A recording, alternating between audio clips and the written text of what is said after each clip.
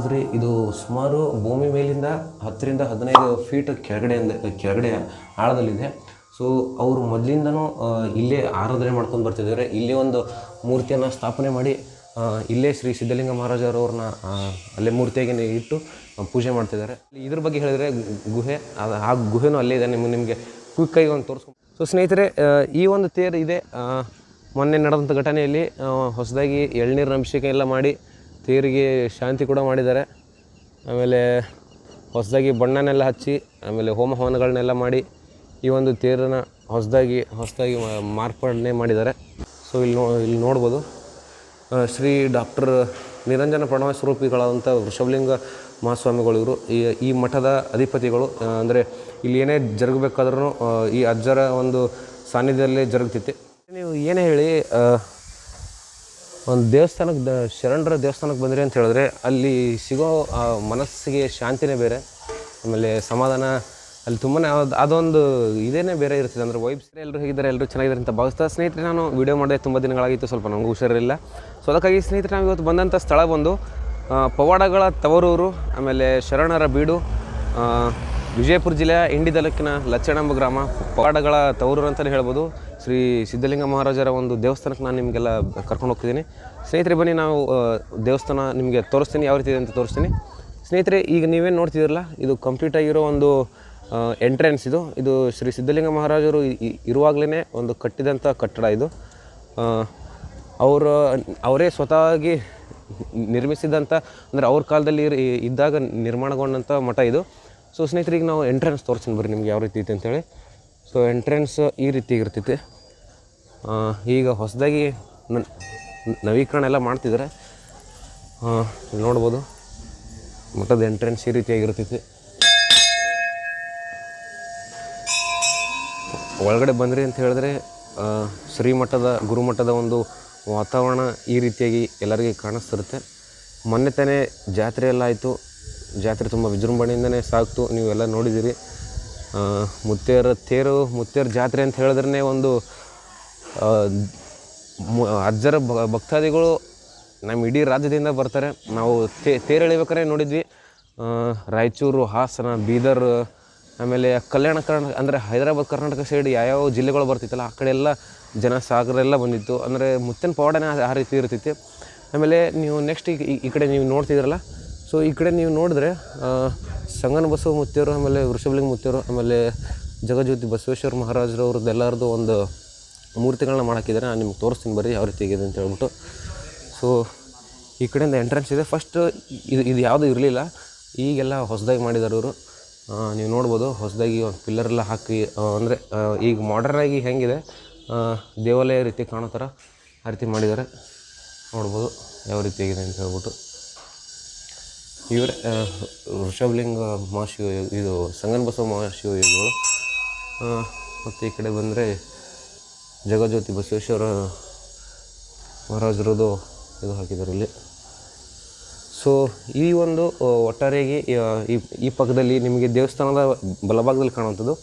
So ನೀವು ಅಲ್ಲಿ ಏನು ಸ್ಟ್ರೇಟ್ ನೋಡ್ತಿದ್ದೀರಲ್ಲ, ಆ ಸ್ಟ್ರೇಟ್ ನೋಡುವಂಥದ್ದು ನೀವು ಅಲ್ಲಿ ಮೊದಲು ದಾಸೋಹ ಇತ್ತು ಸ್ನೇಹಿತರೆ. ಈಗ ನೀವು ನೋಡ್ಬೋದು ಕಟ್ಟಿಗೆ ಎಲ್ಲ ಹಾಕಿದಾರಲ್ಲಿ. ನಾನು ನಿಮಗೆ ಏನೋ ಹತ್ತಿರ ಹೋಗಿ ತೋರಿಸ್ತೀನಿ. ಫಸ್ಟ್ ಇಲ್ಲೇ ಕಟ್ಟಿಗೆ ಎಲ್ಲ ಹಾಕ್ತಿದ್ರು. ಕಟ್ಟಿಗೆನ ಹಾಕಿ ಬಂದ ಭಕ್ತಾದಿಗಳಿಗೆ ಇಲ್ಲೇ ದಾಸೋಹ ಮಾಡ್ತಿದ್ರು. ನೀವು ಹಳೆಯ ಮಠದ ಚಿತ್ರಣ ನೋಡಬೇಕಾದ್ರೆ ಇಲ್ಲೇನು ಇದೆಯಲ್ಲ, ಈಗ ಇಲ್ಲಿ ಪೂರ್ತಿ ಸಾಲಿಗೆ ದೇವಸ್ಥಾನ ಇದು ಇತ್ತು, ಗಿಡಗಳು ಇತ್ತು. ಆಮೇಲೆ ಇಲ್ಲೊಂದು ಜಿಂಕೆ ಕೂಡ ಇತ್ತು. ಅಂದರೆ ಆವಾಗಿನ ಕಾಲದಲ್ಲೆಲ್ಲ ಜಿಂಕೆ ಎಲ್ಲ ಇತ್ತು. ಸೊ ಈಗ ನೀವು ನೋಡ್ಬೋದು ದಾಸೋಹಕ್ಕೆ ಬೇಕಾದ ಕಟ್ಟಿಗೆ ಸಾಮಾನುಗಳೆಲ್ಲ ಇಲ್ಲೇ ಇದೆ. ಆಮೇಲೆ ನೀವು ನೋಡ್ಬೋದು ಇಲ್ಲಿ ದಾಸೋಹಕ್ಕೆ ಊಟ ಅನ್ನಪ್ರಸಾದ ಕೂಡ ರೆಡಿ ಆಗ್ತಿದೆ. ಬೇಕಾದಂಥ ಸಾಮಗ್ರಿಗಳು ಎಲ್ಲ ಅಲ್ಲೇ ಜೋಡಿಸ್ಕೊಂಡಿದ್ದಾರೆ ಅವರು. ಅಡುಗೆ ಮಾಡುವಂಥ ಭಟ್ರು ಕೂಡ ಎಲ್ಲ ಇಲ್ಲಿಯವರೇ. ಈ ಒಂದು ಸ್ಥಳ ಪೂರ್ತಿ ದಾಸೋಹಕ್ಕೆ ಸೀಮಿತವಾಗಿದ್ದು. ಫಸ್ಟ್ ಇಲ್ಲೇ ಇತ್ತು, ದಾಸೋಹ ಕೂಡ ಇಲ್ಲೇ ಮಾಡ್ತಾರೆ. ಆದರೆ ನೆಕ್ಸ್ಟ್ ಅದು ಆ ಕಡೆ ನೀವು ಸ್ಟ್ರೇಟ್ ನೋಡ್ತಿರಲ್ಲ, ಸ್ಟ್ರೇಟಲ್ಲಿ ಇದು ಕಾಣ್ತಿದೆಯಲ್ಲ, ಅಂದರೆ ಕೋಣೆಗಳು, ಅಲ್ಲಿ ಈಗ ಅನ್ನಪ್ರಸಾದಕ್ಕೆ ವ್ಯವಸ್ಥೆ ಕೂಡ ಮಾಡಿದ್ದಾರೆ. ಸೊ ಸ್ನೇಹಿತರೆ, ಇಲ್ಲೊಂದು ದಟ್ಟವಾದ ಒಂದು ಆಲದ ಮರ ಕೂಡ ಇತ್ತು. ಆಲದ ಮರ ಅದು ತುಂಬ ಏನೋ ಡಿಸ್ಟರ್ಬ್ ಆಗಿದೆ ಅಂತ ಹೇಳ್ಬಿಟ್ಟು ಅದು ಕಟ್ ಮಾಡಿ ಮತ್ತೆ ಹೊಸದಾಗಿ ಒಂದು ಹಾಕಿದ್ದಾರೆ. ಸೊ ಈಗ ನಾವು ದೇವಸ್ಥಾನದ ಎಂಟ್ರೆನ್ಸ್ ನೋಡಬೇಕಾದ್ರೆ, ಸೊ ಫಸ್ಟು ಇಲ್ಲೇ ಮೇಲ್ಗಡೆ ಇತ್ತು, ಅಂದರೆ ಸಿದ್ಧಲಿಂಗ ಮಹಾರಾಜರ ಗುರುಗಳದ್ದು. ಆಮೇಲೆ ಒಂದು ಲಿಂಗ ಕೂಡ ಇಲ್ಲೇ ಸ್ಥಾಪನೆ ಆಗಿತ್ತು. ಅದನ್ನು ಏನೋ ಬೇರೆ ಥರ ಅಲ್ಲಿ ಬ್ಲೂ ಪ್ರಿಂಟ್ ಇದೆ, ನಾನು ತೋರಿಸ್ತೀನಿ. ಆ ಬ್ಲೂ ಪ್ರಿಂಟ್ ಪ್ರಕಾರ ಅಲ್ಲಿ ಕಟ್ಟಡ ಸ್ಟಾರ್ಟ್ ಆಗಿದೆ. ಇದು ಎಂಟ್ರೆನ್ಸ್. ನಾನು ನಿಮಗೆ ಲಾಸ್ಟ್ ವೀಡಿಯೋದಲ್ಲಿ ಸಿದ್ಧಲಿಂಗ ಮಹಾರಾಜರವರು ಧ್ಯಾನ ಮಾಡ್ತಿದ್ದಂಥ ಒಂದು ಗುಹೆ ಕರ್ಕೊಂಡೋಗಿದೆ, ಅದು ಆ ಪಕ್ಕ ಇದೆ. ನಾನಿವಾಗ ಸಿದ್ಧಲಿಂಗ ಮಹಾರಾಜರ ಒಂದು ಮೂರ್ತಿಯನ್ನು ಇಟ್ಟು ಪ್ರತಿದಿನ ನೀವೇನು ಟಿ ವಿಲಿ ಫೋನ್ ವೀಡಿಯೋದಲ್ಲಿ ಸ್ಟೇಟಸಲ್ಲಿ ನೋಡ್ತೀರ ಆ ಒಂದು ಸ್ಥಳಕ್ಕೆ ನಾನು ನಿಮಗೆಲ್ಲ ಕರ್ಕೊಂಡು ಹೋಗ್ತಿದ್ದೀನಿ. ಈ ಹೊಸದಾಗಿ ಸ್ಟಾರ್ಟ್ ಆಗಿರೋ ಅಂದರೆ ಚಿತ್ರಣ ಆಗಿ ನಿರ್ಮಾಣಗೊಂಡಿರೋ ಶ್ರೀಮಠದ ನೀಲಿ ನಕ್ಷೆ ಯಾವ ರೀತಿಯಾಗಿದೆ, ಇನ್ನು 2 ವರ್ಷ 3 ವರ್ಷ ಆದಮೇಲೆ ಈ ಮಠ ಯಾವ ರೀತಿಯಾಗುತ್ತೆ ಅಂತ ನಮಗೆ ಅಲ್ಲಿ ತೋರಿಸ್ತೀನಿ ನೋಡಿರಿ. ಇನ್ನು 2 ವರ್ಷ 3 ವರ್ಷ ಬಿಟ್ಟರೆ ನಮ್ಮ ಲಚ್ಚಾಣ ಮಠ ಈ ಒಂದು ರೀತಿಯಾಗಿ ನಿಮಗೆಲ್ಲ ಕಾಣಿಸ್ತದೆ. ನೀವು ನೋಡ್ಬೋದು, ಇದೇ ಒಂದು ನೀಲಿ ನಕ್ಷೆ. ಸೊ ಅಲ್ಲಿ ಇದೇ ರೀತಿಯಾಗಿ ಕಟ್ಟಡಗೊಂಡಿರೋದು ನೀವಲ್ಲಿ ನೋಡ್ಬೋದು. ಇದು ಗರ್ಭಗುಡಿ ಸ್ಟಾರ್ಟ್ ಆಗ್ತಿರೋದು. ಸೊ ನಾನು ನಿಮಗೆ ಈಗ ಎಲ್ರಿಗೂ ಒಳಗಡೆ ಕರ್ಕೊಂಡು ಹೋಗ್ತೀನಿ. ಬರ್ರಿ ಒಳಗಡೆ ಯಾವ ರೀತಿ ಇದು ಮಾಡಿದ್ದಾರೆ ಅಂತ ಹೇಳ್ಬಿಟ್ಟು ನಾನು ನಿಮ್ಗೆ ತೋರಿಸ್ತೀನಿ. ಸೊ ಸ್ನೇಹಿತರೆ, ನೀವು ಆ ಕಡೆಯಿಂದ ಬಂದೆ ಅಂತ ಹೇಳಿದ್ರೆ ಹೀಗೆ ಸಾಲಾಗಿ ಬಂದು ಕ್ಯೂ ಅಲ್ಲಿ ಅಮಾವಾಸ್ಯೆ ಮತ್ತು ಜಾತ್ರೆ ಟೈಮಲ್ಲಿ ಕ್ಯೂ ಅಲ್ಲಿ ಬರಬೇಕಾಗುತ್ತೆ. ಮಿಕ್ಕಿ ಟೈಮಲ್ಲಿ ಈ ಕಡೆ ಸೈಡಿಂದ ಬಂದು ಹಿಂಗೆ ಒಳಗಡೆ ಹೋಗ್ಬೇಕಾಗುತ್ತೆ.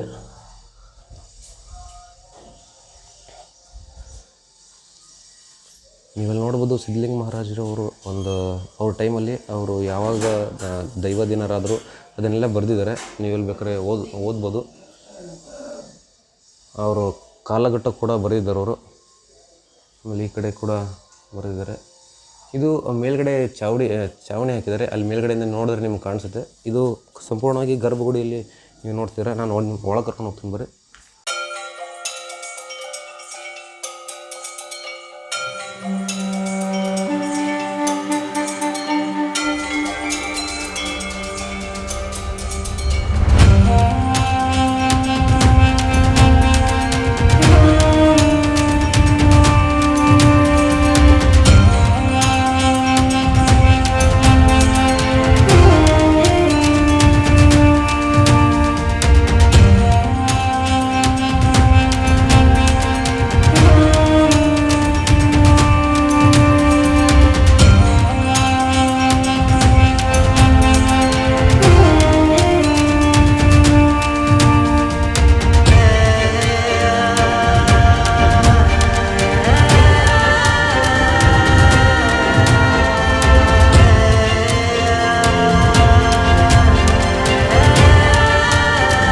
ಸ್ನೇಹಿತರೆ, ನೀವೇನು ಈಗ ನೋಡಿದ್ರಿ, ಇದು ಸುಮಾರು ಭೂಮಿ ಮೇಲಿಂದ 10 ರಿಂದ 15 ಫೀಟ್ ಕೆಳಗಡೆ ಆಳದಲ್ಲಿದೆ.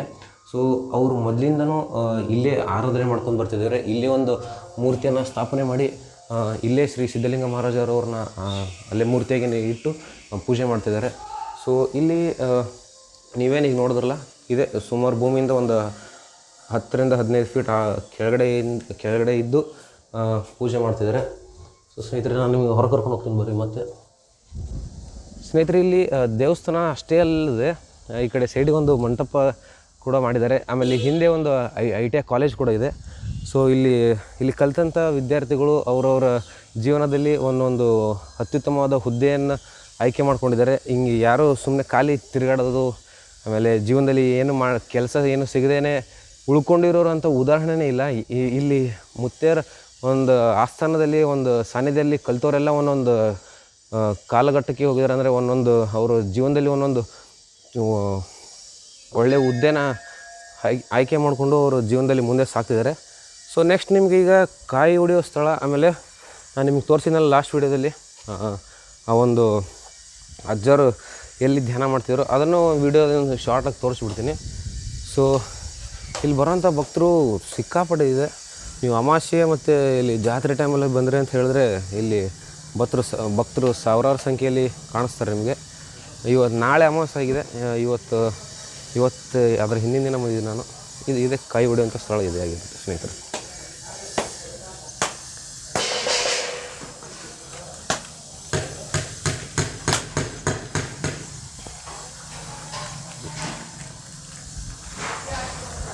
ಸೊ ಸ್ನೇಹಿತರೆ, ನೀವು ಇಲ್ಲಿ ನೋಡ್ಬೋದು, ಭಕ್ತಾದಿಗಳು ಹೊಡೆದಂಥ ಕಾಯಿಗಳನ್ನ ಅನ್ನಪ್ರಸಾದಕ್ಕೆ ಅವರು ಬಳಸ್ಕೊತಿದ್ದಾರೆ.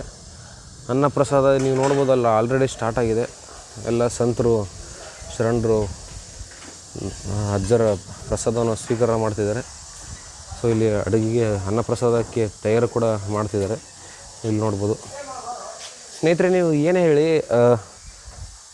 ಒಂದು ದೇವಸ್ಥಾನಕ್ಕೆ ಶರಣರ ದೇವಸ್ಥಾನಕ್ಕೆ ಬಂದ್ರಿ ಅಂತ ಹೇಳಿದ್ರೆ ಅಲ್ಲಿ ಸಿಗೋ ಮನಸ್ಸಿಗೆ ಶಾಂತಿನೇ ಬೇರೆ, ಆಮೇಲೆ ಸಮಾಧಾನ ಅಲ್ಲಿ ತುಂಬಾ ಅದೊಂದು ಇದೇನೇ ಬೇರೆ ಇರ್ತದೆ. ಅಂದರೆ ವೈಬ್ಸ್ ಏನೋ ಹೇಳ್ತಿರಲ್ಲ ಅದೇ ಬೇರೆ ಇರ್ತೈತಿ. ಸೊ ಸ್ನೇಹಿತರೆ, ನೀವು ಇದೇನು ನೋಡ್ತಿದ್ರಲ್ಲ ಇವರೇ ಶ್ರೀ ಸಿದ್ಧಲಿಂಗ ಮಹಾರಾಜರು. ನಾನು ನಿಮಗೆ ಒಳಗೆ ಕರ್ಕೊಂಡು ಹೋಗಿಲ್ಲ, ಇದೇ ಅನ್ನದಾಸೋಹ. ನೀವು ಇಲ್ಲಿ ನೋಡ್ಬೋದು ಅನ್ನಪ್ರಸಾದಕ್ಕೆ ಬೇಕಾದಂಥ ಬೆಲ್ಲದ ಪೆಂಟಿಗಳು ಅಂತ ನಾವೇನು ಹೇಳ್ತೀವಲ್ಲ ಸಂಪೂರ್ಣವಾಗಿ ಇಲ್ಲಿ ಯೂಸ್ ಮಾಡಿಕೊಂಡು ಅಡುಗೆಗೆ ಬಳಸ್ಕೊತಾರೆ. ಆಮೇಲೆ ಇಲ್ಲಿ ಭಕ್ತರು ದೇಣಿಗೆ ನೀಡಿದಂಥ ಅಂದರೆ ಭಕ್ತಿಯಿಂದ ಅವರು ಪೂರ್ವಕವಾಗಿ ಮಠಕ್ಕೆ ಸಲ್ಲಿಸಿದಂಥ ಅಕ್ಕಿ, ಆಮೇಲೆ ಬೇರೆ ಬೇರೆ ಕಾಳುಗಳು ಇಲ್ಲಿ ಇರುತ್ತೆ. ಇಲ್ಲಿ ನೋಡ್ಬೋದು ಇದು ಬೆಲ್ಲ. ಆಮೇಲೆ ಇದು ನಾನು ಲಾಸ್ಟ್ ವೀಡಿಯೋದಲ್ಲಿ ನಿಮಗೆ ತೋರಿಸಿದ್ದೆ, ಇದು ಶ್ರೀಮಠದ ಒಂದು ನೀಲಿ ನಕ್ಷೆ ಆಗಿರುತ್ತೆ. ಎಕ್ಸ್ಪ್ಲೇನ್ ಮಾಡಿದವರು ನಮ್ಮ ತಂದೆಯವರು ಕೂಡ ನಿಮಗೆಲ್ಲ ಎಕ್ಸ್ಪ್ಲೇನ್ ಮಾಡಿದರು. ಇನ್ನೊಂದು ಅಲ್ಲಿ ಇದ್ರ ಬಗ್ಗೆ ಹೇಳಿದರೆ ಗುಹೆ, ಆ ಗುಹೆನೂ ಅಲ್ಲೇ ಇದೆ. ನಿಮಗೆ ಕ್ವಿಕ್ಕಾಗಿ ಒಂದು ತೋರಿಸ್ಕೊಂಬರ್ತೀನಿ. ಸೊ ಇಲ್ಲಿ ನೋಡ್ಬೋದು ಶ್ರೀ ಡಾಕ್ಟರ್ ನಿರಂಜನ ಪ್ರಣವ ಸ್ವರೂಪಿಗಳಾದಂಥ ವೃಷಭಲಿಂಗ ಮಹಾಸ್ವಾಮಿಗಳು ಇವರು ಈ ಮಠದ ಅಧಿಪತಿಗಳು. ಅಂದರೆ ಇಲ್ಲಿ ಏನೇ ಜರುಗಬೇಕಾದ್ರೂ ಈ ಅಜ್ಜರ ಒಂದು ಸಾನ್ನಿಧ್ಯದಲ್ಲೇ ಜರುಗ್ತೈತಿ. ಆಮೇಲೆ ಇವರು ಸಿದ್ಧಲಿಂಗ ಮಹಾರಾಜರು, ಇವರು ಸಂಗನ ಬಸವ ಮಹಾರಾಜರು. ಸೊ ಸ್ನೇಹಿತರೆ, ಈ ಒಂದು ಏನು ನೀವು ಒಟ್ಟಾರೆ ನೋಡ್ತಿರಲ್ಲ ಇದೆಲ್ಲ ಅನ್ನಪ್ರಸಾದ ಬಂದಂಥ ಭಕ್ತಾದಿಗಳಿಗೆ ದಾಸೋಹ ನೀಡುವಂಥ ಸ್ಥಳ ಇದು. ಸೊ ಹಾಗೆ ನಾನು ನಿಮಗೆ ಕ್ವಿಕ್ಕಾಗಿ ಅಲ್ಲಿ ಕೆಳಗಡೆ ಅಂಡರ್ಗ್ರೌಂಡಲ್ಲಿ ಶ್ರೀ ಸಿದ್ಧಲಿಂಗ ಮಹಾರಾಜರು ಅವ್ರ ಕಾಲಘಟ್ಟದಲ್ಲಿ ಅಲ್ಲೊಂದು ಬಾವಿ ಇದೆ. ಆ ಬಾವಿಯಿಂದ ಈ ಕೆಳಗಡೆ ಗುಹೆಗೆ ಸುಮಾರು 80ರಿಂದ 100 ಮೀಟರ್ ಡಿಸ್ಟೆನ್ಸ್ ಇದೆ. ಭೂಮಿ ಒಳಗಡೆ 10ರಿಂದ 15 ಫೀಟ್ ಆಳದಲ್ಲಿ ಅವರು ಅಲ್ಲಿ ಅಭ್ಯಂಜನವನ್ನು ಮುಗಿಸ್ಕೊಂಡು ಇಲ್ಲಿ ಬಂದು ಧ್ಯಾನಕ್ಕೆ ಕೊಡ್ತಿದ್ರು ಅಂತ ಎಲ್ಲರ ನಂಬಿಕೆ ಎಲ್ಲ. ಇಲ್ಲಿ ಅವ್ರ ಶ್ರೀ ಸಿದ್ಧಲಿಂಗ ಮಹಾರಾಜರ ಕಾಲಘಟ್ಟ ಸುಮಾರು 200-300 ವರ್ಷ ಏನಲ್ಲ, 1900 ಇಸ್ವಿಯಲ್ಲೇ ಅವರು ಇದ್ದರು. ಆಮೇಲೆ ಲಿಂಗೈಕ್ಯ ಕೂಡ ಅವಾಗೇ ಆಗಿದ್ದು. ಹಾಗಾಗಿ ಎಲ್ಲ ಜನರು, ಎಲ್ಲ ಗ್ರಾಮಸ್ಥರು ಅವ್ರನ್ನ ನೋಡಿದ್ದಾರೆ. ಸೊ ನಾನು ನಿಮಗೆ ಅವ್ರ ಕೆಳಗಡೆ ಕರ್ಕೊಂಡು ಹೋಗ್ತೀನಿ ಬರ್ರಿ. ಇದು ಭೂಮಿಯಿಂದ ಸ್ನೇಹಿತರೆ ಸುಮಾರು 10ರಿಂದ 15 ಫೀಟ್ ಆಳ ಇದೆ. ನಿಮಗೆ ಜಾಗ ಚಿಕ್ಕದಾಗಿದೆ, ಆದರೂ ಕರ್ಕೊಂಡು ಹೋಗುವಂಥ ಪ್ರಯತ್ನ ಮಾಡ್ತೀನಿ. ಸ್ನೇಹಿತರೆ, ಇಲ್ಲಿ ಬಂದ್ರಿ ಅಂತ ಹೇಳಿದ್ರೆ ನೀವು ಸಿಕ್ಕಾಪಟ್ಟೆ ಶಾಂತ ವಾತಾವರಣ. ಶ್ರೀ ಸಿದ್ಧಲಿಂಗ ಮಹಾರಾಜರು ಇಲ್ಲೇ ಅವ್ರ ಅಭ್ಯಂಜನ ಮುಗಿಸ್ಕೊಂಡು ಆ ಕಡೆ ದಾರಿ ಇದೆ ಸ್ನೇಹಿತರೆ. ಆ ಕಡೆ ದಾರಿಗೆ ಸದ್ಯಕ್ಕೆ ಕ್ಲೋಸ್ ಮಾಡಿದ್ದಾರೆ. ಅಭ್ಯಂಜನ ಮುಗಿಸ್ಕೊಂಡು ಇಲ್ಲಿ ನೀವೇನು ನಾನಿದ್ದೀನಿಲ್ಲ, ಇದೇ ಒಂದು ಜಾಗದಲ್ಲಿ ಅವರು ಧ್ಯಾನ ಕೂಡ ಮಾಡ್ತಿದ್ರು. ಈ ಸಿದ್ಧಲಿಂಗ ಮಹಾರಾಜರ ಒಂದು ಮೂರ್ತಿಯನ್ನು ಇಟ್ಟು ಅಲ್ಲಿ ದಿನ ಪೂಜೆನ ಮಾಡೋ ಕಾರ್ಯಕ್ರಮ ಇಲ್ಲಿ ಜರುಗುತ್ತೆ. ಇಲ್ಲಿ ನೋಡ್ಬೋದು ಎಲ್ಲ ಅವ್ರ ದರ್ಶನ ಪಡ್ಕೊಂಡು ಪುನೀತರಾಗಿ.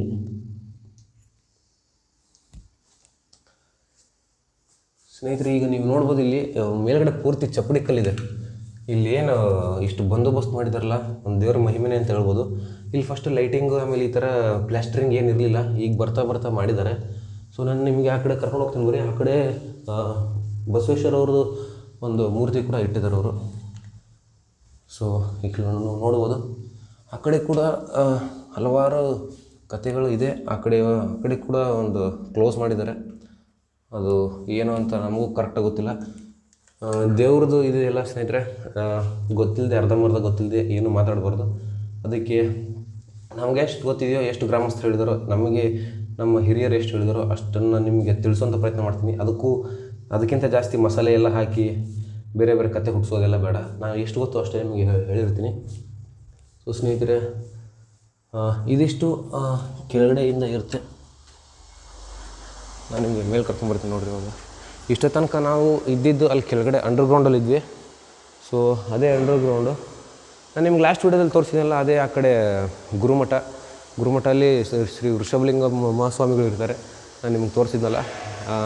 ಆಮೇಲೆ ಇದು ಗೆಸ್ಟ್ ಹೌಸ್ ಅಂತ ಹೇಳ್ತಾರಲ್ಲ, ಹಿಂಗೆ ವಿಸಿಟರ್ಸ್ ಟೂರಿಸ್ಟ್ ಯಾರು ಬರ್ತಾರಲ್ಲ, ಯಾತ್ರಿ ನಿವಾಸ ಕೂಡ ಅಲ್ಲೇ ಇರುವಂಥದ್ದು. ಸೊ ಸ್ನೇಹಿತರೆ, ಇಷ್ಟು ಈ ವಿಡಿಯೋದಲ್ಲಿ ನಾನು ನಿಮಗೆ ತೋರ್ಸೋಕ್ಕೆ ಪ್ರಯತ್ನ ಪಟ್ಟಿದ್ದೀನಿ. ತುಂಬ ಲಾಂಗ್ ಆದರೆ ನೀವು ನೋಡಲ್ಲ ಅಂತ ಗೊತ್ತು. ಸೊ ಅದಕ್ಕಾಗಿ ಈ ಲಚ್ಚಾಣ ಮಠದ ಒಂದು ನೀಲಿ ನಕ್ಷೆ ಇದಾಗಿರುತ್ತೆ. ಸೊ ಇಲ್ಲಿ ಪವಾಡಗಳು ಸಾಕಷ್ಟಿದೆ ಸ್ನೇಹಿತರೆ. ಪವಾಡಗಳನ್ನ ಕೇಳ್ತಾ ಹೋದರೆ, ನಮ್ಮ ಹಿರಿಯರು ಹೇಳ್ತಿದ್ರು, ಪವಾಡಗಳನ್ನ ಕೇಳ್ತಾ ಹೋದರೆ ಒಂದು ಕ್ಷಣ ಗೂಸ್ ಬಂಪ್ಸ್, ಒಂದು ಮೈ ಜುಮ್ ಅಂದ್ಬಿಡುತ್ತೆ. ಆದರೂ ಒಂದು ನಾನು ಚಿಕ್ಕದೊಂದು ಹೇಳೋಕ್ಕೆ ಪ್ರಯತ್ನ ಪಡ್ತೀನಿ ಸ್ನೇಹಿತರೆ. ಏನು ಗೊತ್ತಾ, ದೇವರಿಪ್ರಗಿ ತಾಲೂಕು ಕನ್ನೋಳಿ ಎಂಬ ಗ್ರಾಮ ಇದೆ. ಆ ಕನ್ನೋಳೆ ಎಂಬ ಗ್ರಾಮದಲ್ಲಿ ಶ್ರೀ ಸಿದ್ಧಲಿಂಗ ಮಹಾರಾಜರು ಒಂದು ಆಳಾಗಿ ಕೆಲಸ ಮಾಡ್ತಿರ್ತಾರೆ. ಅಂದರೆ ಮನೆ ಕಟ್ಟೋ ಗಿಲಾವ್ ಹಾಕೋದಂತ ಹೇಳ್ತಾರಲ್ಲ, ಆ ಥರ ಒಂದು ಕೆಲಸವನ್ನು ಮಾಡ್ತಿರ್ತಾರೆ. ಅವ್ರ ಮನೆ ಯಜಮಾನ ಶ್ರೀಶೈಲ, ನೀವು ಕೇಳಿದ್ರಲ್ಲ ಶ್ರೀಶೈಲ ಮಲ್ಲಿಕಾರ್ಜುನ, ಆ ದೇವರಿಗೆ ತುಪ್ಪ ದೀಪ ಹಚ್ತೀನಿ ಅಂತೇಳಿ ಬೇಡ್ಕೊಂಡಿರ್ತಾರೆ. ತುಪ್ಪನ ಅವರ ಸ್ವತಃ ತಮ್ಮ ಮನೆಯಿಂದನೇ ತೊಗೊಂಬರ್ತೀನಿ ಅಂತ ಬೇಡ್ಕೊಂಡಿರ್ತಾರೆ. ಆದರೆ ಅವರು ಸಾಹುಕಾರರು ಹೋಗ್ಬೇಕಾದ್ರೆ ತುಪ್ಪ ಮರೆತು ಹೋಗಿರ್ತಾರೆ. ಹೀಗೆ ಆವಾಗ ದೂರವಾಣಿಯಲ್ಲಿ ಕರೆ ಮಾಡೋದು ಹೇಳಿದಾಗ, ನನಗೆ ಈ ಥರ ತುಪ್ಪ ಬೇಕಾಗಿದೆ, ನಾನು ಬಿಟ್ಟು ಬಂದಿದ್ದೀನಿ, ಹೆಂಗೆ ಮಾಡಲಿ ಸಿದ್ದಪ್ಪ ಅಂತ ಕೇಳಿದಾಗ, ನೀವೇನು ವಿಚಾರ ಮಾಡಬೇಡ್ರಿ ದಣಿಗಳೇ, ನಾನು ತುಪ್ಪನ ತೊಗೊಂಬರ್ತೀನಿ. ಅಲ್ಲಪ್ಪ ಇಲ್ಲಿ ಅಲ್ಲಿಂದ ಈ ಕಡೆ ಬರೋಕ್ಕೆ 3-4 ದಿನ ಹಿಡಿಯುತ್ತೇನೆ, ಹೆಂಗೆ ಬರ್ತೀವಿ ಅಂತ ಕೇಳಿದಕ್ಕೆ, ನೀವು ಅದ್ರ ಬಗ್ಗೆ ಏನು ವಿಚಾರ ಮಾಡಿಬಿಡಿ ದಣಿಗಳೇ, ನಾನು ಬರ್ತೀನಿ ಅಂತ ಹೇಳಿ ಶ್ರೀ ಸಿದ್ಧಲಿಂಗ ಮಹಾರಾಜರು ಹೇಳ್ತಾರೆ. ಸ್ನೇಹಿತರೆ, ಅವರು ತುಪ್ಪನ ತೊಗೊಂಡು ಆ ಕನ್ನೋಳಿ ಎಂಬ ಗ್ರಾಮದಲ್ಲಿ ಒಂದು ಬಾವಿ ಇರುತ್ತೆ, ಅಂದರೆ ಅವ್ರ ಪಕ್ಕದಲ್ಲಿ ಅಲ್ಲಿ ಬಾವಿ ಇರುತ್ತೆ. ಆ ಬಾವಿಯಲ್ಲಿ ಜಿಗದಂಥ ಶ್ರೀ ಸಿದ್ಧಲಿಂಗ ಮಹಾರಾಜರು, ಅಲ್ಲಿ ನೀವು ಯಾರು ಶ್ರೀಶೈಲಕ್ಕೆ ಹೋಗಿರ್ತೀರಲ್ಲ ಅವರಿಗೆಲ್ಲ ಗೊತ್ತಿರುತ್ತೆ, ಅಲ್ಲಿ ಪಾತಾಳಗಂಗೆ ಅಂತೇಳಿ ಒಂದು ಸ್ಥಳ ಇದೆ ಸ್ನೇಹಿತರೆ. ಇಲ್ಲಿ ನೀರಿನಲ್ಲಿ ಮುಳುಗಿದಂಥ ಶ್ರೀ ಸಿದ್ಧಲಿಂಗ ಮಹಾರಾಜರು ಎಲ್ಲಿ ಬಾವಿಯಲ್ಲಿ ಒಂದೇ ಸಮನೆ ಅಲ್ಲಿ ಪಾತಾಳಗಂಗೆಯಲ್ಲಿ ಎದ್ದಿರೋವಂಥದ್ದು ಕೂಡ ಇತಿಹಾಸ ಇದೆ ಸ್ನೇಹಿತರೆ. ಇಷ್ಟರ ಮೇಲೆ ಲೆಕ್ಕ ಹಾಕೊಳ್ಳಿ ಅವ್ರದ್ದಂತೆ ಎಂಥ ಪವಾಡ ಅಂತ ಹೇಳ್ಬಿಟ್ಟು. ಆಮೇಲೆ ಹೋಗೋ ರೈಲು ಕೂಡ ನಿಲ್ಲಿಸ್ತಾರೆ. ಈ ಲಚ್ಚಣ ಗ್ರಾಮಕ್ಕೆ ರೈಲಿನ ವ್ಯವಸ್ಥೆ ಇದ್ದರೂ ಕೂಡ ರೈಲು ಸ್ಟಾಪ್ ಆಗ್ತಿರಲ್ಲ. ಇಲ್ಲಿ ಇರೋ ಭಕ್ತಾದಿಗಳು ಗುಡಿ ಕಟ್ಟಡಕ್ಕೆ, ಮುತ್ಯಾರ ಗುಡಿ ಕಟ್ಟಡಕ್ಕೆ ಕಬ್ಬಣಗಳು ಬೇಕಾಗಿವೆ. ನಿಮ್ಮ ಕಡೆಯಿಂದ ಕಬ್ಬಿಣ ಉಳಿದಿರ್ತಾವಲ್ಲ, ವೇಸ್ಟ್ ಆಗಿರುವಂಥ ಕಬ್ಬಿಣ, ಅದು ನಮಗೆ ಕೊಡು ಅಂತ ಹೇಳ್ತಾರೆ. ಆದರೂ ಅವರು ಇಂಜಿನಿಯರ್ಗಳು ಒಪ್ಪೋದಿಲ್ಲ. ಒಂದ್ಸತಿ ಟ್ರೈನ್ ಇಲ್ಲಿ ಬಂದು ನಿಂತು ಬಿಡುತ್ತೆ ಸ್ನೇಹಿತರೆ. 1 ದಿನ 2 ದಿನ 3 ದಿನ 1 ವಾರ ಗಟ್ಟಲೆ ನಿಲ್ಲುತ್ತೆ. ಬೆಂಗಳೂರು, ದಿಲ್ಲಿ, ಹೈದರಾಬಾದ್ ಈ ಕಡೆಯಿಂದ ಎಷ್ಟೆಷ್ಟೋ ಇಂಜಿನಿಯರ್ಗಳನ್ನ ಕರೆಸಿ ಆ ಟ್ರೈನ್ಗೆ ಏನಾಗಿದೆ ಅಂತ ಟೆಕ್ನಿಕಲ್ ಪ್ರಾಬ್ಲಮ್ ಎಲ್ಲ ಚೆಕ್ ಮಾಡ್ತಾರೆ. ಎಲ್ಲ ಕರೆಕ್ಟಾಗಿದ್ದು ಟ್ರೈನ್ ಸ್ಟಾರ್ಟ್ ಆಗ್ತಿರಲ್ಲ. ಅಲ್ಲೇ ಇದ್ದಂಥ ಗ್ರಾಮಸ್ಥರು ಹೇಳ್ತಾರೆ, ಅಯ್ಯೋ ಹುಚ್ಚಪ್ಪಗಳ, ಅವ್ರು ಏನು ಕೇಳ್ತಾರೆ ನಿಮಗೆ, ಬೆಳ್ಳಿ ಕೇಳ್ತಾರೆ, ಬಂಗಾರ ಕೇಳ್ತಿದಾರ, ಅಥವಾ ವಜ್ರ ವೈಡೂರ್ಯಗಳನ್ನ ಕೇಳ್ತಿದ್ದಾರೆ, ಆ ಎಕ್ಕೋಚಿತ ಒಂದು ಕಬ್ಬಿಣ ಕೇಳ್ತಿದ್ದಾರೆ ಗುಡಿ ಕಟ್ಟಡಕ್ಕೆ. ಕಬ್ಬಿಣ ಕೊಡ್ರಿ, ಕಬ್ಬಿಣದಿಂದ ನಿಮ್ಗೆ ಏನಾಗುತ್ತದೆ ಅಂತ ಹೇಳಿದಾಗ, ಆಯಿತು ಕಬ್ಬಿಣ ಕೊಡೋಣ ಅಂತ ಹೇಳ್ಬಿಟ್ಟು ಮುತ್ಯಾರ ಹೆಸರಲ್ಲಿ ದೇವಸ್ಥಾನ ಕಟ್ಟಡಕ್ಕೆ ಕಬ್ಬಿಣ ಅರ್ಪಣೆ ಮಾಡ್ತಾರವರು. ಆವಾಗ ಶ್ರೀ ಸಿದ್ಧಲಿಂಗ ಮಹಾರಾಜರವರೊಂದು ಪ್ರಸಾದ ತೊಗೊಂಡು ಟ್ರೈನಿಗೆ ಹಚ್ಚಿ ಅವ್ರ ಹೆಸರು ಹೇಳ್ಕೊಂಡು ಸ್ಟಾರ್ಟ್ ಮಾಡಿದೆ. ಟ್ರೈನ್ ಒಂದೇ ಸಮಯ ಧಗ ಅಂತೇಳಿ, ಅವಾಗೆಲ್ಲ ನೀವು ಇಂಜಿನ್ ಈ ಥರ ಡೀಸೆಲ್ ಪೆಟ್ರೋಲ್ ಎಲ್ಲ ಇಂಜಿನ್ ಇರಲಿಲ್ಲ, ಅವೆಲ್ಲ ಕಲ್ಲಿದ್ದು ಹಾಕಿ ಆ ಥರ ಸ್ಟಾರ್ಟ್ ಮಾಡ್ತಿದ್ರು. ಹಂಗಾಗಿ ಮುತ್ಯಾರ ಪ್ರಸಾದ ಸ್ಟಾರ್ಟ್ ಮಾಡಿದ ತಕ್ಷಣ ಟ್ರೈನ್ ಹೆಂಗೆ ಸ್ಟಾರ್ಟ್ ಆಗ್ಬೇಕು ಹಂಗೆ ಸ್ಟಾರ್ಟ್ ಆಯ್ತಂತೆ. ಸೊ ಮುತ್ಯಾರ ಪವಾಡಗಳನ್ನ ಹೇಳ್ಕೊಂತ ಹೋದರೆ ಮೈ ಜುಮ್ಮನ ಸ್ನೇಹಿತರೆ. ಈ ಒಂದು ವಿಡಿಯೋದಲ್ಲಿ ನಾನು ನಿಮಗೆ ಸಂಪೂರ್ಣವಾಗಿರೋಂಥ ಲಚ್ಚಣ ಮಠದ ಒಂದು ಎಲ್ಲ ಯಾವ ರೀತಿಯಾಗಿದೆ, ಅನ್ನದಾಸೋಹ ಅಂದರೆ ಅನ್ನಪ್ರಸಾದ ಕೊಡುವಂಥ ಸ್ಥಳ ಯಾವ ಕಡೆ ಇದೆ, ಆಮೇಲೆ ಮುತ್ಯಾರು ಧ್ಯಾನ ಮಾಡ್ತಿದ್ದಂಥ ಸ್ಥಳ ಎಲ್ಲಿದೆ, ಆಮೇಲೆ ಗರ್ಭಗುಡಿ ಇವತ್ತು ನಮ್ಮ ಪುಣ್ಯ ಗರ್ಭಗುಡಿ ಓಪನ್ ಮಾಡಿದ್ದಾರೆ. ಇನ್ನೂ ಸ್ವಲ್ಪ ಲೇಟ್ ಮಾಡಿದರೆ ಕ್ಲೋಸ್ ಮಾಡಿಬಿಡ್ತಾರೆ. ನಾನು ನಿಮಗೆ ಕರೆಕ್ಟಾಗಿ ತೋರ್ಸೋಕ್ಕಾಗ್ತಿರಲಿಲ್ಲ. ಸೊ ಮೊನ್ನೆ ನಡೆದಂಥ ಘಟನೆಯಲ್ಲಿ ತೇರಿಗೆ ಕೂಡ ಒಂದು ಶಾಂತಿ ಮಾಡಿ, ಒಂದು ಎಳ್ನೀರಿನ ಅಭಿಷೇಕ ಕೂಡ ಮಾಡಿ, ವೃಷಭಲಿಂಗ ಮುತ್ಯಾರೆಲ್ಲ ಬಂದು, ಆಮೇಲೆ ತೆಲಂಗಾಣದಿಂದ ಸ್ವಾಮಿಗಳೆಲ್ಲ ಬಂದು ಮಠಕ್ಕೆ, ಅಂದರೆ ಆ ತೇರಿಗೆ ಒಂದು 4-5 ಥರ ಹೋಮ ಎಲ್ಲ ಮಾಡಿ, ಹವನಗಳನ್ನೆಲ್ಲ ಸಲ್ಲಿಸಿ ಅದೊಂದು ಪೂಜೆ ಕೂಡ ಮಾಡಿದ್ದಾರೆ ತೇರಿಗೆ. ಸೊ ನಾನು ನಿಮಗೆ ತೇರು ಕೂಡ ತೋರಿಸೋ ಪ್ರಯತ್ನ ಮಾಡ್ತೀನಿ. ಬರೀ ಈ ವಿಡಿಯೋದಲ್ಲಿ ನಾನು ನಿಮಗೆ ಸಂಪೂರ್ಣವಾಗಿಂಥ ಮಠದ ಒಂದು ನೀಲಿನಕ್ಷೆನ ತೋರಿಸಿದ್ದೀನಿ ನಿಮಗೆ. ಸೊ ಇನ್ನೊಂದು ಸತಿ ನೋಡ್ಕೊಂಬಿಟ್ರೆ ಈ ಮಠ ಈ ರೀತಿಯಾಗಿ ಕಾಣ್ತಿರುತ್ತೆ. ಸೊ ಸ್ನೇಹಿತರೆ, ನಾನು ನೆಕ್ಸ್ಟ್ ತೇರ ಹತ್ರ ಸಿಗ್ತೀನಿ ಬರ್ರಿ. ಸೊ ಸ್ನೇಹಿತರೆ, ನಾನು ನಿಮಗೆ ಮೊನ್ನೆ ನಡೆದಂಥ ಜಾತ್ರೆ, ಆಮೇಲೆ ಜಾತ್ರೆಯಲ್ಲಿ ಕೆಲವೊಂದು ಘಟನೆಗಳು ನಡೀತು. ಆಮೇಲೆ ಅದಾದಮೇಲೆ ಶ್ರೀ ಸಿದ್ಧಲಿಂಗ ಮಹಾರಾಜರು ಅವರೇ ಸ್ವತಃ ಕೂತ್ಕೊಂಡು ಒಂದು ತೇರನ್ನ ಮಾಡಿದ್ದಾರೆ. ಅವರು ಆ ತೇರು ಕಕ್ಕಳ ಮೇಲಿಂದ ಲಕ್ಷಣ ಬಂದಿರೋಂಥ ಇತಿಹಾಸ ಕೂಡ ಇದೆ. ಆಮೇಲೆ ಯಾವುದೇ ವ್ಯಕ್ತಿ ಒಂದು ಸಹಾಯವಿಲ್ಲದೆ ದಿನ್ನಿ ಡಿಬ್ಬಿ ಹಳ್ಳ ಕೊಳ್ಳನೆಲ್ಲ ದಾಟ್ಕೊಂಡು ಕಕ್ಕಳ ಮೇಲಿಂದ ಲಚ್ಚಣ ಗ್ರಾಮಕ್ಕೆ ಬಂದಿರೋಂಥ ತೇರು ನಿಮಗೆ ಈ ರೀತಿಯಾಗಿ ಕಾಣಿಸ್ತಿರುತ್ತೆ ಸ್ನೇಹಿತರೆ. ಮೊದಲು ಇದೇ ಒಂದು ತೇರಲ್ಲಿ ಒಂದು ಜಾತ್ರೆ ಕೂಡ ಮಾಡ್ತಿದ್ರು. ಅಂದರೆ ಈ ತೇರನ್ನ ಬಳಸ್ಕೊಂಡೆ ಜಾತ್ರೆ ಕೂಡ ಮಾಡ್ತಾರೆ. ಅಂದರೆ ಇದಕ್ಕೆ ಹಗ್ಗ ಕೊಟ್ಟು ಅಲ್ಲೊಂದು ದೂರದಲ್ಲಿ ನಿಮ್ಗೆ ಕಾಣಿಸಲ್ಲ, ಅಲ್ಲಿ ದೂರದಲ್ಲಿ ಒಂದು ನಂದಿ ಇದೆ. ಆ ನಂದಿಗೆ ಹೋಗ್ಬಿಟ್ಟು ವಾಪಸ್ ಬರುತ್ತೆ. ಫಸ್ಟ್ ಇದೇ ಒಂದು ತೇರನ್ನ ಬಳಸ್ಕೊಂಡು ಅವರು ಒಂದು ಇದು ಮಾಡ್ತಿದ್ರು, ಅಂದರೆ ಜಾತ್ರೆನ ಸಂಪೂರ್ಣ ಮಾಡ್ತಿದ್ರು. ಅದಾದ ನಂತರ ಈ ತೇರು ಬಿಟ್ಟು ಹೊಸದಾಗಿ ಎಲ್ಲರೂ ಸೇರಿ ಒಂದು ತೇರನ್ನ ಮಾಡಿ, ಇದೇ ತೇರನ್ನ ಬಳಸ್ಕೊಂಡು ಈಗ ಇವೇನು ನೋಡ್ತಿರಲ್ಲ, ಕಳೆದ 10-12 ವರ್ಷ ಇನ್ನೂ ಜಾಸ್ತಿನೇ ಆಗಿರ್ಬೋದು, ಈ ಒಂದು ತೇರನ್ನ ಬಳಸ್ಕೊಂಡು ಮಾಡ್ತಿದ್ದಾರೆ. ಆ ಒಂದು ತೇರು ನೀವು ಇಲ್ಲಿ ನೋಡ್ತಿದ್ರಲ್ಲ, ಇದೇ ಆ ಒಂದು ತೇರು. ಸೊ ಸ್ನೇಹಿತರೆ, ಈ ಒಂದು ತೇರು ಇದೆ. ಮೊನ್ನೆ ನಡೆದಂಥ ಘಟನೆಯಲ್ಲಿ ಹೊಸದಾಗಿ ಎಳ್ನೀರಿನ ಅಭಿಷೇಕ ಎಲ್ಲ ಮಾಡಿ ತೇರಿಗೆ ಶಾಂತಿ ಕೂಡ ಮಾಡಿದ್ದಾರೆ. ಆಮೇಲೆ ಹೊಸದಾಗಿ ಬಣ್ಣನೆಲ್ಲ ಹಚ್ಚಿ ಆಮೇಲೆ ಹೋಮ ಹವನಗಳನ್ನೆಲ್ಲ ಮಾಡಿ ಈ ಒಂದು ತೇರನ್ನು ಹೊಸದಾಗಿ ಮಾರ್ಪಾಡನೆ ಮಾಡಿದ್ದಾರೆ. ಸೊ ಸ್ನೇಹಿತರೆ, ನೀವು ಇಲ್ಲಿ ನೋಡ್ಬೋದು ತೇರ ಮೇಲೆ ಕೆಲವೊಂದು ಏನೋ ಬರೆದಿದ್ದಾರೆ. ಬನ್ನಿ ಹೋಗೋಣ. ಪ್ರಾರಂಭ ಸನ್ 2009 ಶ್ರೀ ಶಂಕರಲಿಂಗೇಶ್ವರ ರಥ್ ಲಚ್ಚಾಣ್ ಉದ್ಘಾಟನ್ ಸನ್ 2011 ಅಂತ ಬರೆದಿದ್ದಾರೆ. ಸೊ ಕಂಪ್ಲೀಟಾಗಿ ತೇರು ನೀವು ಈ ರೀತಿಯಾಗಿ ನೋಡ್ಬೋದು. ಇದೇ ಒಂದು ವೈಭೋಗ ವಿಜೃಂಭಣೆಯ ತೇರು ಇಡೀ ಲಚ್ಚಣ ಗ್ರಾಮಕ್ಕೆ ಒಂದು ಸಾಕ್ಷಿಯಾಗಿದೆ. ಅಲ್ಲಿ ದೂರದಲ್ಲಿ ಒಂದು ನಂದಿ ಕಾಣ್ತಿದೆ ಸ್ನೇಹಿತರೆ, ನೀವು ಕಾಣಿಸುತ್ತೆ ಇಲ್ವೋ? ಅಲ್ಲೊಂದು ಫ್ಲ್ಯಾಗ್ ಹಾರಾಡ್ತಿದೆ, ನೀವು ನೋಡ್ಬೋದು ಇಲ್ಲಿ. ಅದೇ ಫ್ಲ್ಯಾಗ್ನ ಮುಟ್ಕೊಂಡು ವಾಪಸ್ ಬರ್ತಾರೆ. ಸೊ ಕಕ್ಕಳ ಮೇಲೆಯಿಂದ ಬಂದು ಪವಾಡಕ್ಕೆ ಸಾಕ್ಷಿಯಾಗಿಂಥ ತೇರಿದು. ಆಮೇಲೆ ಎಲ್ಲ ಜಾತ್ರೆಗಳಲ್ಲಿ ಈಗ ನಡೆಯುವಂಥ ಜಾತ್ರೆಗಳಲ್ಲಿ ಬಳಸ್ತಿರೋಂಥ ತೇರಿದು. ಸೊ ಸದ್ಯಕ್ಕೆ ಈ ತೇರಿನ ಗಾಲಿನ ನೀವು ನೋಡ್ಬೋದು ಸ್ನೇಹಿತರೆ. ನಮ್ಮ ಈಗ ನಾವೇನು ನಿಂತ್ಕೊಂಡು ಹಿಂಗೆ ಕೈ ಎತ್ತೀವಲ್ಲ, ಕೈ ಎತ್ತಿದ್ರೂ ನಮ್ಮ ಹೈಟಿಗೆ ಬರಲ್ಲ. ಅಂದರೆ ನೀವು ನೋಡ್ಬೋದಲ್ಲಿ ಬರೀ ತೇರಿನ ಚಕ್ರನೇ ಅಷ್ಟು ಹೈಟಲ್ಲಿ ಇರ್ಬೇಕಾದ್ರೆ ಇನ್ನು ಯಾವ ದೈತ್ಯವಾಗಿ ಈ ತೇರು ಇದೆ ನೀವು ನೋಡ್ಬೋದು. ನಾನು ಜಾತ್ರೆಯಲ್ಲಿ ಲಾಸ್ಟ್ ವೀಡಿಯೋದಲ್ಲಿ ಹಾಕಿದ್ದೀನಿ ನೋಡಿ. ಲಾಸ್ಟ್ ವೀಡಿಯೋದಲ್ಲಿ ನೀವು ನೋಡ್ಬೋದು ಅದು ಎಷ್ಟು ಎತ್ತರ ಇದೆ ಅಂತ ಹೇಳ್ಬಿಟ್ಟು. ಸೊ ನೀವು ಇಲ್ಲಿ ನೋಡ್ಬೋದು ಎಷ್ಟು ಹೈಟಲ್ಲಿದೆ ಅಂತ. ಚಕ್ರ ಒಂದು ಎಷ್ಟು ದಪ್ಪ ಇದೆ ಅಂತ ನಾನು ನಿಮ್ಗೆ ಸೈಡಿಂದ ತೋರಿಸ್ತೀನಿ. ಸೊ ದಪ್ಪ ನೋಡಿರಿ ಸ್ನೇಹಿತರೆ, ನೀವು ಎಷ್ಟಿದೆ, ಸುಮಾರು 1-1.5 ಫೀಟ್ ದಪ್ಪ ಇದೆ.